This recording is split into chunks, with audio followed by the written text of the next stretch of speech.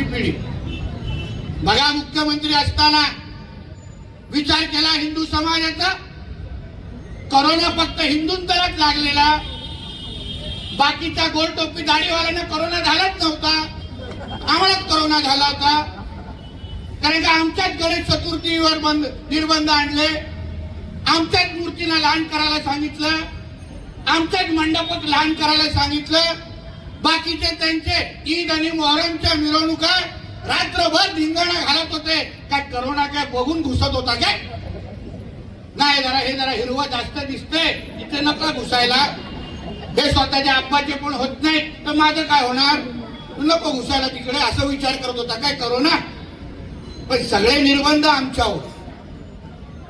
अजान सारखी स्पर्धा घेतली त्या याकूब मेनन ज्यांनी 92-93च्या दंगलीमध्ये ज्याचा हात होता, त्याचं सुशोभीकरण कधी झालं? जेव्हा उद्धव ठाकरे मुख्यमंत्री होते. वरचा विचार करा, पक्षामध्ये आता कोणाला घेत आहे? सगळे बॉम्ब ब्लास्टचे आरोपी, तो चंगेज मुलतानी काय, तो रशीद मामू काय, एकाच्या वरती एक हिरवे सापांना पक्षामध्ये घेऊन उद्या तुमचे आणि आमच्या सुरक्षेवर प्रश्नचिन्ह आणण्याचं काम या ठाकरेंच्या माध्यमातून होत आहे. लाज वाटते हो बाळासाहेबांचा मुलगा बोलवा, लाज वाटते. आज आमचे मोठे साहेब असते ना, त्याला ढोंगणावर लात मारून मातोश्रीचा बाहेर काढून टाकला, अशी अवस्था केली. ते नाही तडजोड करायचे हिंदुत्वावर. अहो त्याला बघून हे गोल टोपी दाढीवाले घाबरायचे आणि कापायचे हो. आणि हे मांडीवर घेऊन बसतात, नालाय विचार, मांडीवर घेऊन बसतात. म्हणून तुम्ही हिंदू म्हणून ह्या निवडणुकीकडे पाहायला पाहिजे. हिंदूंचे हे जे काय वस्त्या आहेत, हिंदूंची जनसंख्या मुंबईमध्ये कशी कमी होईल याच्यावर ह्यांचा फार बारीक लक्ष आहे. आम्ही हिंदुत्वाची भाषा करायला लागलो तर लगेच बोलतात की नाही मराठी. मग काय आम्ही मराठी हिंदू नाही? आम्ही काय पाकिस्तान आणि इस्लामाबादचे आहोत काय? आम्ही पण तर हिंदू आहोत. जसे गुजराती हिंदू आहेत, मारवाडी हिंदू आहेत, तसे मराठी पण आपण हिंदू आहोत. पण मुंबईतला अगर मराठीचा टक्का वर्षानुवर्ष अगर तुम्ही राजकारण करता, आमच्या हितासाठी अगर काम करत असाल तर मुंबईतला मराठीचा टक्का कमी का झाला? वाढला पाहिजे ना.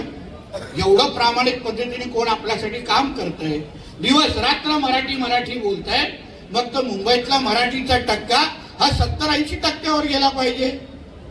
पण अर्ध्यातले अर्धे आपले सगळे लोक, तुमच्यातले किती नातेवाईक मित्र वसई, विरार, कल्याण, डोंबिवली, कुठे नाला सोपारामध्ये बिचारे जाऊन राहतात. आज मुंबईमध्ये राहणं त्यांना परवडत नाही. आपल्याला राहतं घर सोडायला लागलं आणि ह्यांचं मातोश्री 2 झाले, एकाचे 2 झाले आणि आमचं एक पण काढून घेतलेलं आहे. ह्याबद्दल आपण विचार करायला पाहिजे. जे आज ते मराठीच्या नावाने जे राजकारण करतायत ते आपले नाहीत, ते त्या हिरव्या सापांच्या खांद्यावर जाऊन बसलेले आहेत. उद्या अगर त्यांची सत्ता आली तर लोकसभेच्या नंतर आठवण करा, आठवणीत घ्या, जसं लोकसभेमध्ये उद्धवजींचे उमेदवार निवडून आले तेव्हा प्रत्येक त्यांच्या विजय मिरवणुकीमध्ये सर तन से जुदाचे नारे ऐकायला मिळाले, पाकिस्तान जिंदाबादचे नारे ऐकायला मिळाले. तसंच उद्या अगर मुंबई महापालिकेमध्ये चुकून अगर ह्यांची सत्ता आली तर हे नाही राहणार आपले हे मंदिर विंदिर इथे. मी सांगतो तुम्हाला, आमच्या जागृत देवस्थान आहे, आमच्या बजरंग बलींचं आहे.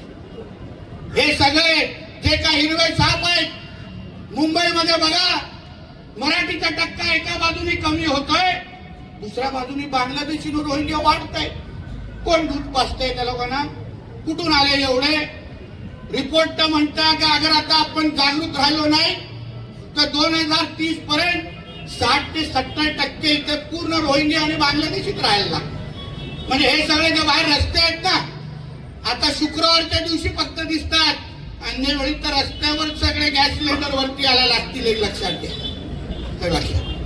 या सगळ्या बाबतीमध्ये तुम्ही फार विचार करायला पाहिजे. ही निवडणूक ही आपल्या अस्तित्वाची निवडणूक आहे, समजून घ्या.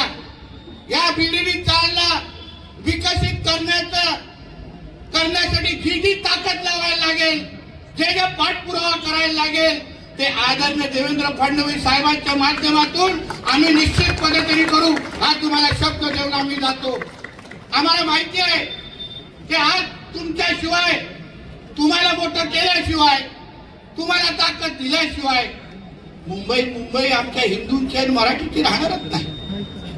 आम्ही बोलतोय सातत्याने की जय श्रीराम वाला महापौर बनला पाहिजे. आम्ही बोलतोय आय लव्ह महादेव वाला महापौर बनला पाहिजे. आणि जेव्हा तो हिरवा साप वारिस पठाण तो त्याच्या थोबाडातून काढतो की कुठलं तरी बुरखावाली आम्ही तिथे महापौर बसवणार, तेव्हा ह्याच्यातला कोण बोलायला तयार होत नाही, तोंडातून ब्र निघत नाही.